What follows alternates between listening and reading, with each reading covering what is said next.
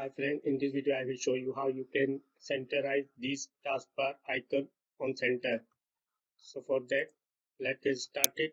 Right click on taskbar, go to search and then click on hidden.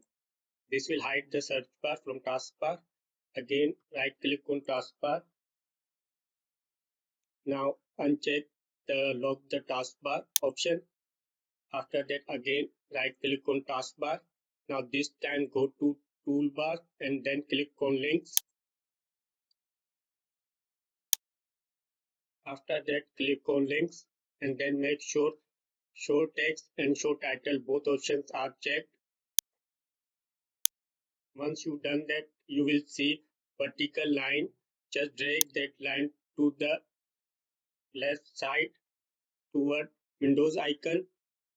After that, again drag the vertical line present on left side to the middle of screen or center of screen on taskbar.